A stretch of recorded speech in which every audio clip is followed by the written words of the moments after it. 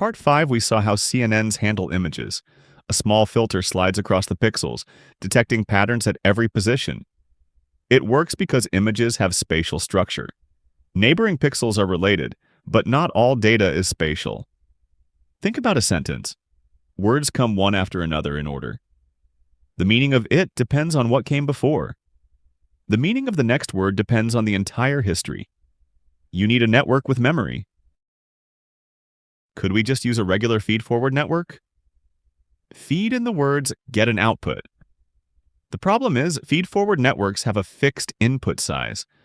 5 neurons in, 5 values expected. But sentences aren't fixed length. I ran is 2 words. I ran to the store because I forgot to buy milk is 12.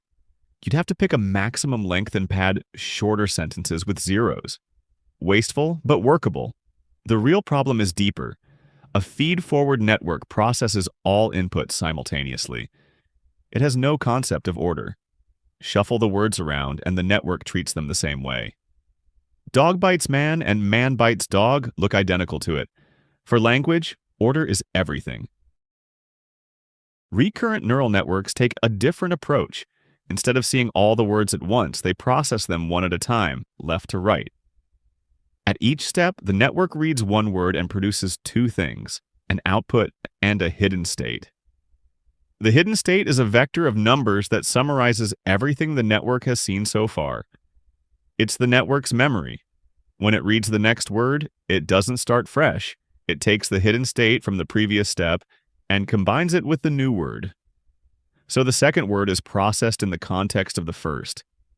The third word is processed in the context of the first 2. Each step builds on everything before it. Inside the cell, the math is simple. Take the previous hidden state, multiply by a weight matrix. Take the current input, multiply by a different weight matrix. Add them together, then pass through an activation function like taunch. That gives you the new hidden state. And here's what makes it recurrent. The same weights are used at every time step. A WH and WX don't change from step 1 to step 2 to step 100. Same weights, applied over and over. Just like CNN filters are shared across spatial positions, RNN weights are shared across time steps. Let's see it work. Suppose we're predicting the next word, the sentence so far. The cat sat on the. Each word gets converted to a vector of numbers, an embedding. The RNN reads the, updates its hidden state. Reads cat, updates again. By the time it reads the hidden state encodes the entire context. It outputs a prediction, mat. Training works the same as before. The prediction was mat, but the real next word was roof. Compute the loss, backpropagate. But now the gradients have to flow backward through time. From the loss back through the last step, then back through the step before that and the step before that. All the way to the first word. This is called backpropagation through time. And here's where RNNs break down. Remember the chain rule from part 4? Each step in the backward pass multiplies by a local gradient. With an RNN, those local gradients often involve multiplying by the same weight matrix over and over. If the values in that matrix are less than 1, you're multiplying by a fraction repeatedly. 0.9 times 0.9 times 0.9. After 10 steps, 0.35. After 50 steps, 0.005. The gradient shrinks to almost nothing. This means the first few words barely get any gradient signal. The network can't learn long-range dependencies. It can handle the cat sat on the just fine. But ask it to remember something from 20 words ago?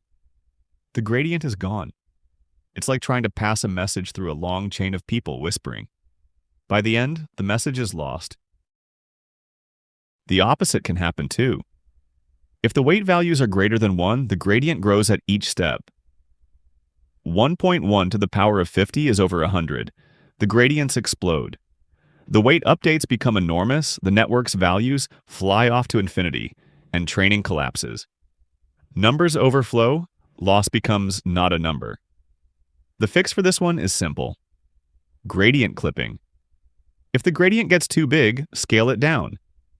Cap it at some maximum. It's crude, but it works.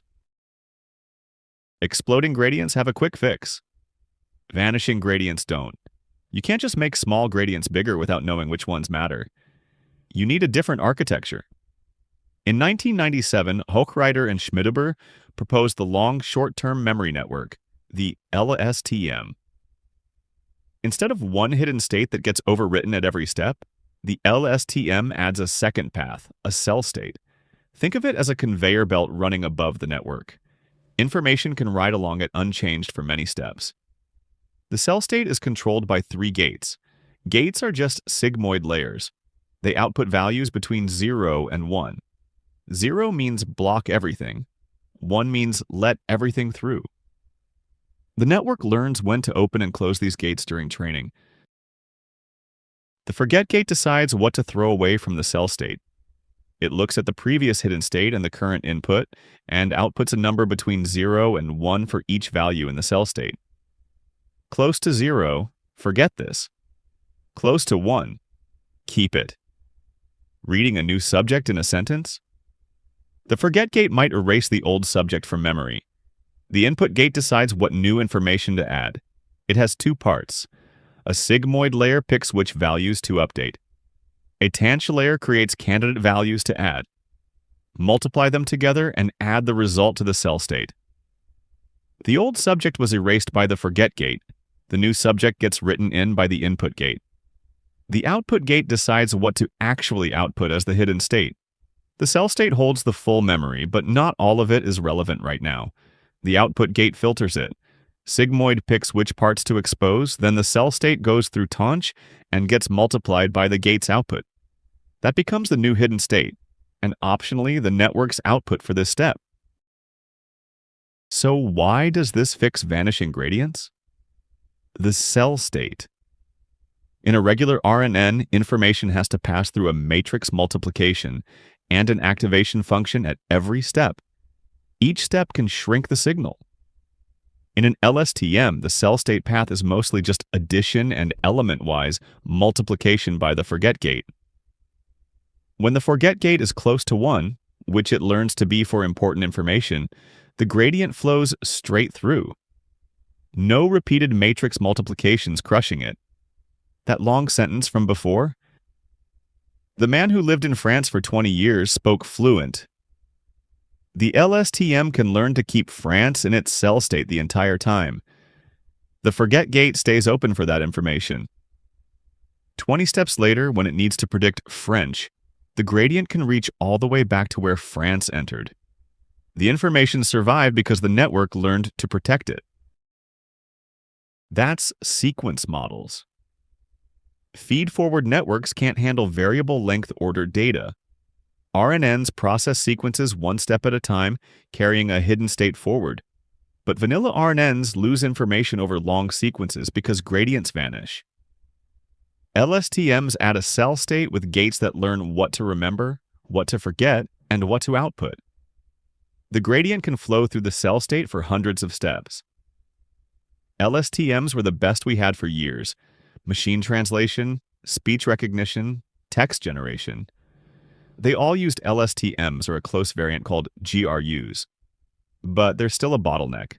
The network processes words one at a time, left to right. You can't skip ahead.